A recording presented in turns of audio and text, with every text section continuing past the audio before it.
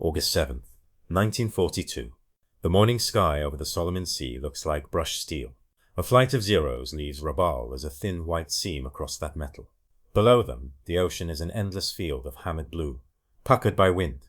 Ahead lies Guadalcanal and Tulagi, a pair of green teeth in a mouthful of coral, where American Marines are stepping off boats at dawn.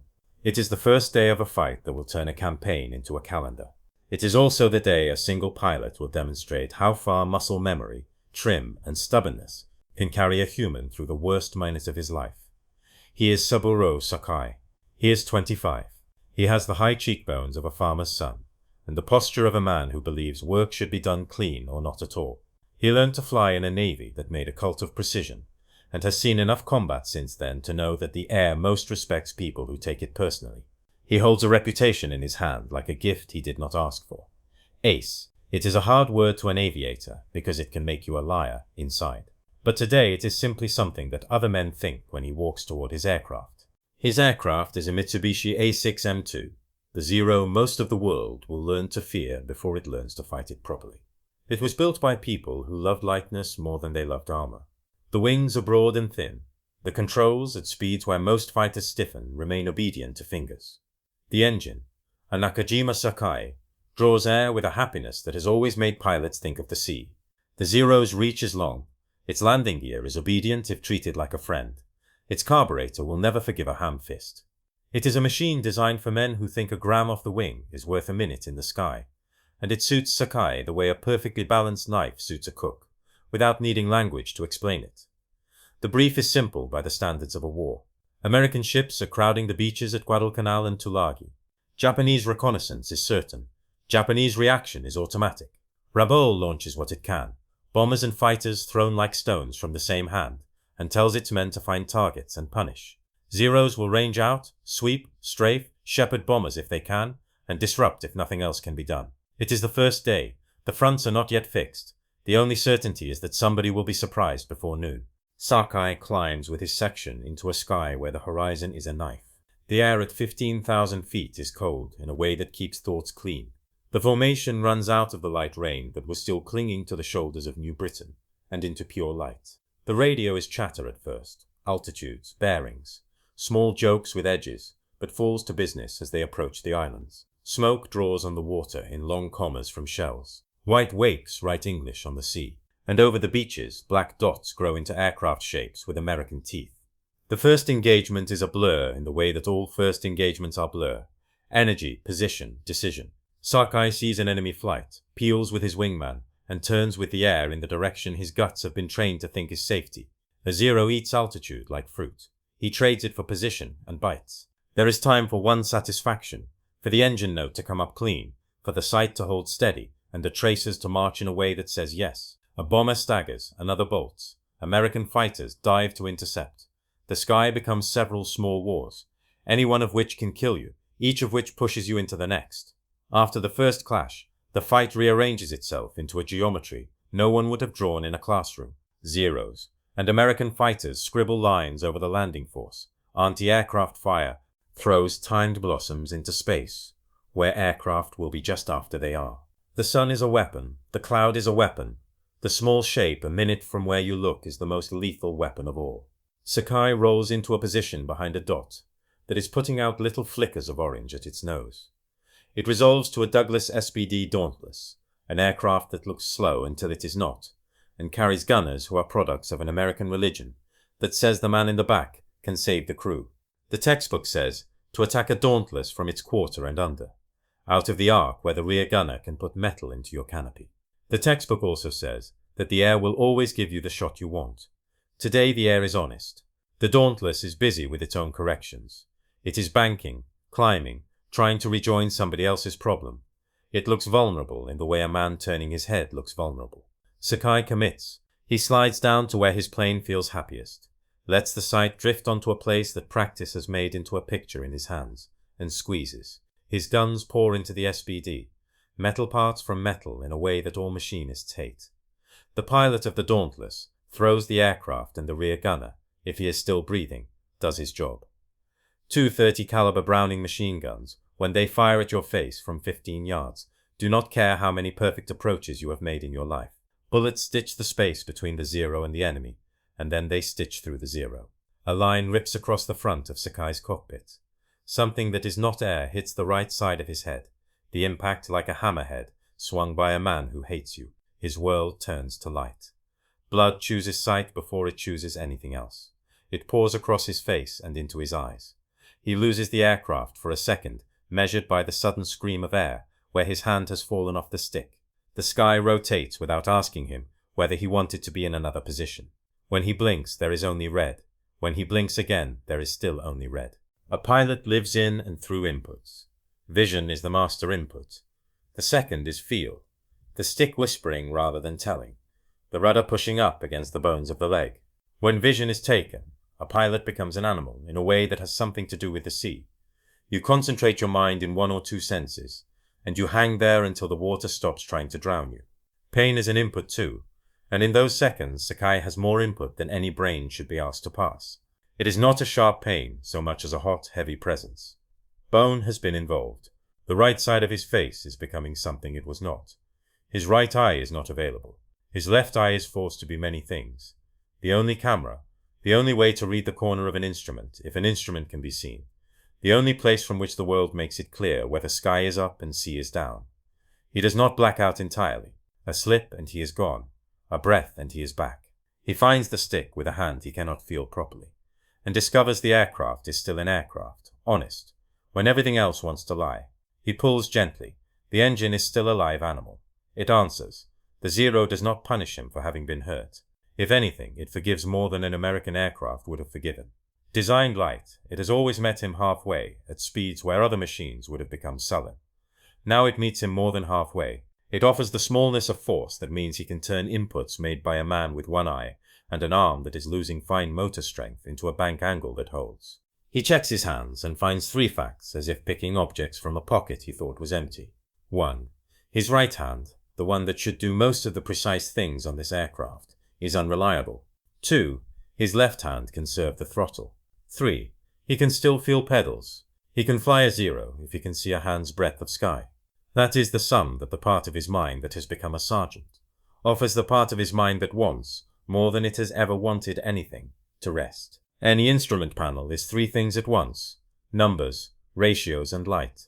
The tachometer is an argument you have with yourself about how much air you want to feed. The altimeter, when you cannot read it, becomes the way the ocean fills your canopy. The artificial horizon becomes the way your inner ear lies. The compass, even when it is right in front of your good eye, demands that you ask it to stay still while a hard right-sided headache is teaching you the alphabet of pain. So he chooses not to ask for too much. He picks 1 or 2 fixed places on the panel that he knows by heart. He trusts the engine note to do the rest. A Zero's propeller in this moment is more than a disc. It is a metronome. The human ear can count revolutions per minute after a lifetime of listening to machines. 1,000 hours in the air turns that into a religion. If he can set the throttle where it usually sits for long cruise, and the engine sounds where it usually sounds when the aircraft is doing what it normally does on a long leg, he can aim the machine to a place where he thinks home is, and simply hold it there. That is one plan. The other plan is to finish the fight and die in a way the nation will not call stupid. He passes on the second plan. Pain loves ceremony. He refuses ceremony. He turns away and levels. The horizon is a smear. A smear is enough. He pushes forward to get out of the altitude where the blood will freeze and the lack of oxygen will make the world go soft and mean. The sea rises. Anti-aircraft bursts fade. Shapes that are not concerned with him become features in a moving map. He can hold for a heartbeat at a time, and then must let go. He wants to look over his shoulder, and cannot. He wants to spit the blood from his mouth, and cannot. He settles for the small arithmetic of being alive, and planning to stay that way for just the length of the next breath. You could plot his path back to Rabaul with a pencil on a map, and put tidy directional arrows on it. The true path is an ugly line. He heads west at first, because west is out of the worst of the fire. He drops low because low means oxygen. He goes too low because when you are hurt and you want to feel the world under your feet, you put your feet down without looking. He recovers. He finds a line of islands where there should be islands, because that is what the Solomons are. Green beads on a string that a good nav will use, and a battered pilot will clutch as a child clutches furniture in a dark room. It is a long way to New Britain from Guadalcanal, hundreds of miles over water that looks the same for hours. The human mind is not kind to itself when asked to hold the same picture for that long. He breaks the journey into something smaller. Keep the engine turning proper. Keep the stick pressure where it should be when the aircraft is trimmed for hands-off. Hold the sea at the same place in the canopy. Check the sun's position and believe it even if a part of you thinks the sun is a liar. He sets his trailer tabs for a bias he knows well. He eases rudder until the coordination that a body can feel without gyros hums in a way that does not create extra drag. He tells himself a story about small improvements. Every half-degree less yaw is a mile, returned to him later. Every 100 RPM kept off the red is a minute he might need if the wind changes its mind. A pilot who cannot read his fuel gauges must trust an old friend, time. Time at a given setting equates to fuel burned. Fuel burned equates to range. Range across water equates to hope. He cannot stare at a watch without his good eye protesting. Instead, he makes a poor man's clock out of a dozen physical things. The way the engine heat feels through the footwell. The way the left hand cramps on a throttle that wants to wander if not attended. The way his wounded head pounds every minute for the first half hour, and then turns into a duller sore when he levels and gives the body some low air. He uses those sensations as ticks on an unseen face. It is primitive. It is all he has. If he did not have 1,000 hours in the machine, it would be nothing. With those hours, it becomes almost elegant. There is a story told in many tellings that he, at some point in pain and half-blind, pointed his aircraft at an Allied ship and prepared to write a kamikaze story 2 years early, only to halt when he saw a red cross. Whether that moment happened as told, whether it was considered at all or embroidered in a memory written down later, does not change the physics he must now solve. Emotion wants drama. The machine wants consistency. He chooses consistency. The ship, if he sees it, becomes a fixed bearing on a relative moving ocean. He uses it to check that the wind is not pushing him too far left or right. He passes it and it becomes a footnote to a larger sentence that keeps him alive. Altitude becomes a fence he taps rather than clears. Too high and the goggles ice, the breath crystallizes, and the lack of oxygen erodes his thinking at the edges, until he might do something sloppy. Too low, and any hiccup in the engine leaves him without a second to convert glide into shore. He compromises. At what looks to the eye of a hurt man like 1,000 to 2,000 feet, he can read the water. The wave shape tells him wind strength and direction in a way that no instrument needs to help with, when eye and brain have been taught to this ocean for months. He keeps the tail slightly low, because zeros are happiest that way, when the pilot cannot afford surprises. He rides the needle of his senses and refuses to think about how much blood he is losing, because the thought is a cold that begins at the thoughts and eats the hand. The Sakai engine is not a particularly loud beast. Its voice is grained and steady when it is happy and becomes thin and mean when it is not. It is happy enough now. He listens like a violinist, not to the note but to the harmonics that ride the note. A new howling tells him when a panel flutters. A lower thump tells him a wheel well door wants attention. It cannot have. He knows that if the prop governor decides to play games, he must deal with it at once. He knows that if the fuel feed hiccups, he must move a lever with his left hand to a detent that his fingers could find in pitch blackness. These small things are the scaffolding of his hours in the aircraft. They are boring until the day they decide to save your soul. The path north and west from Guadalcanal to New Britain is a geography lesson. The IJN has been teaching its pilots since the first time they used Rabaul as a sword, the Shortlands. Bougainville, New Ireland lying like a fish. The channel called St. George's that pours water and ships and legend between islands, where men shoot at each other because mariners and warriors have always loved narrows. He is not a cartographer now. He is a man holding an idea in his head like a candle, Rabaul, and feeding that candle air in the correct direction for long enough. He sees once a coastline that is wrong. He corrects. He sees another coastline that is right.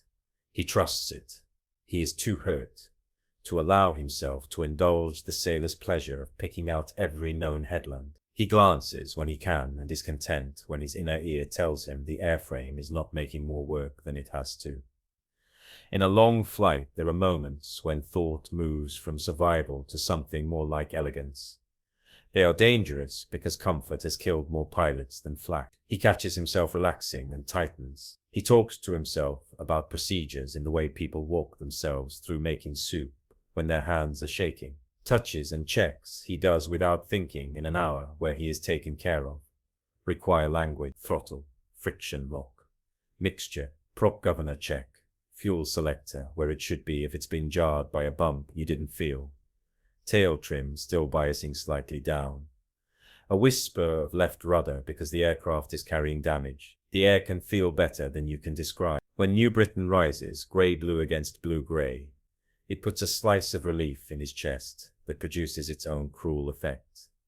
Tears at this speed with this much blood in the eye are honest and unhelpful. He blinks them out and tells himself 3 lies that every pilot tells himself.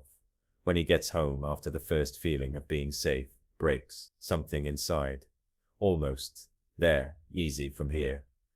Could do it again. He then corrects himself because he has learned to distrust lies even when he needs them. He is not almost there. What remains is the dangerous piece because the ground is near. Rabaul is smoke and bustle and the scent of oil on coral. It is the thrum of engines that promises more war. It is the mouth of a hive. Coming in, even in this battered state, is something he can do with his hands behind his back in his best hour. But it demands a handful of things he cannot skip. You must not stall a light wing at 50 feet, because the air will take the wing as personally as it always has. You must not forget that damage zero landing gear can betray a man who thinks the airfield is a magic carpet. You must respect crosswind. You must convince his left hand to behave like a right hand, and his right foot to behave as if it were speaking without a catechism of pain. He calls the field, perhaps literally on a radio that he reads by feel, perhaps in his head because every man has a ritual at a threshold. Pattern is not beautiful. Pattern is safety. Pattern is the way a room full of men will not have to write a letter to a mother because they watched a pilot drop a wing and cartwheel. He lines up for a straight in because turns are luxury. The air between him and coral is hot compared with the air he has been in for hours. It moves under the wings as if it wants to help. The flaps on a zero are manual. They will move for a man who asks them, and not move for a man who is a little too weak. He is neither. He cranks, and the change in lift tells him they are there without needing the good eye to confirm. He sets the gear, and the drag announces itself in his thigh. He keeps airspeed in a band that his body knows, as well as any needle. Too fast, and he will float. Too slow, and he will make an ugly new shape in the edge of the field. He picks a place and lets the lower edge of the windscreen show him a picture he recognizes.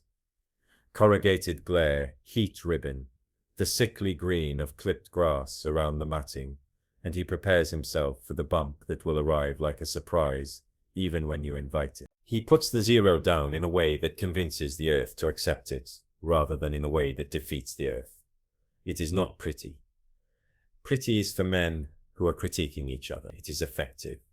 Roll, small correction with the left foot. A hint of pressure to keep the nose from wandering. Heart beating like a hammer inside a cabin that now smells of old blood and new heat. It stops. There is an instant of noise where the engine is still running, and then a silence where men's voices become audible in a way that proves men have been waiting. Hands are at the aircraft in moment.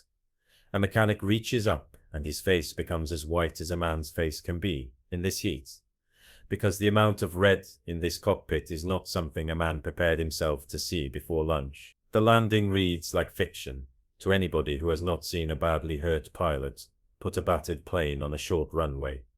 The airframe does not read. The airframe is writing something else in the flesh of the man who flew it. What a wing can do when the person attached to it refuses to be theatrical. Mechanics are not poets. They are honest. They put their hands on the edge of the cockpit. They look at the pilot's head. They look at the bullet lines that cross and touch and exit, where no sheet metal should agree with its own story. And they say the only thing that is both lazy and true, impossible. Impossible is a word that dissolves under work. The inspection in the next hours is the kind of unromantic ritual that keeps armies and navies from making gods out of men. Bullets went where bullets go when men in the backs of aircraft aim at shapes trying to kill them. Glass gave way because glass always gives way first to fast metal. The right side of Sakai's face bears the story that mechanics can read with fingers better than doctors can read with instruments. A blunt near miss that cut enough to ruin an eye and change a nose and set nerves to singing songs they weren't taught. The Zero itself is a house that had a fire in one room, and now smells of it even after the housewife has opened all the windows. Holes tell the truth even when stories are told to make them sing. The lines of impact cross the cockpit, cut instruments, leave small bright shows of torn aluminum. The flight surfaces are hungry for attention, and the hydraulics look like joints that have been asked to do a day's labor in an hour. He is pulled from the seat, he is put on a stretcher, he is put in a bed. Bed is for later. What occupies the men gathered around his aircraft is not all, or not all alone. It is work. They have to put this machine back in a place where the next man who needs it will not die because it was tired. They do, because this is what they do. Fix, refuel, send back. They talk in the midday sun in short sentences that leave space for respect, without requiring confession. Impossible becomes simply done. Somebody sidesteps with a bucket and begins to wash the cockpit. Somebody else squints at a shorn wire and decides whether the fix is a splice or a replacement. This too saves lives. Sakai does not fly the next day. He does not fly many next days. Surgery is a different kind of sky. Doctors pry in places a human being relaxes to allow prying, because that is what trust is when a man cannot fix himself. Vision has left one eye forever. The other is a stubborn machine that will let him back in later, if he handles it as gently as he has handled his aircraft under protest from time immemorial. He is as lucky as a man can be who has been shot and chooses not to die. He is as unlucky as a man can be who loves flying, and must learn to fly through an altered window. What he has done by the time he can think about it without vomiting is not magic. It is a composite of thousands of small acts repeated often enough to blur nervous system and habit into a single motion. He flew home with trimming, not because there is romance in trimming, but because trimming is how an aircraft reveals to a man who listens that it is ready to carry a burden slightly differently from how it carried it yesterday. He flew home with throttle and engine note because numbers written on dials are only an abstraction of the way air meets metal in a shape that pleases both. He flew home on the muscle memory of where the Zero likes to be when it is cruising for distance instead of for kill. Instructors put that knowledge into him till they were tired of the shape of his face, and then the sky confirmed it every day until the day it mattered once like nothing had ever mattered before. If you want to make the physics tall enough to be seen across the mess table, there is this. Sustained flight over a distance of several hundred miles without constant instrument cross-checks is not a test of eyesight, so much as a test of stability. Stability in a Zero at speed is a function of light controls and clean flow. Damage threatens both. If parasitic drag near the canopy or wing roots increases, the speed for the same engine note falls. If the pilot cannot measure speed, he can feel attitude if he's still, and if the engine keeps telling the same story in the same music, the body knows when the setup is wrong by the way the seat speaks to the spine. He had time to listen. Hours, and he shut out enough of the pain to let that listening take place. Navigation without a map open in your lap is a test of large features. Sun, wind, islands. The geometry of a chain you know by rhythm. He had all three in hand. Dozens of flights in the same corridor had prepared his mind to recognize the far-off profile of Bougainville, to expect the slant of New Ireland, to know that hugging a coast is a good way to avoid getting lost at the cost of a small hazard in the form of rising air, where heat and land meet in ways that can push a wing. With one eye he could still see a line. He made that line into a door he would not stop walking toward. A landing after blood loss is another test that takes more than a living wish to pass. The circulation is poor. The head remembers pain more than pattern. The hands want to tremble. The machine is not sentimental about this. It demands the same approach speeds and the same shapes through air that it demands every day of men at their unhurt best. He gave it those shapes, rough perhaps, but recognizable. He asked for flaps at the right moment and did not yank. He asked for gear with enough lead that he would not have to change plan on short final. He held the wing that was tired up enough that both tires took their share. Because he did this, many years later, mechanics would still talk about it and choose the word they always choose when the behavior they witnessed shamed their own idea of what men can do. If you are tempted to hold your thumb on the romance button and make this into a story only about willpower, resist. The Zero had qualities that allowed this. Its balance around the pitch axis, in particular, makes it one of the few high-performance fighters of its generation that a wounded pilot could coax, in a way more typical of a tourer. The lightness of aileron at cruise, that famous, almost childlike responsiveness that Allied pilots cursed before they learned to gain strength through speed, also means that correcting with 2 fingers is not a death wish.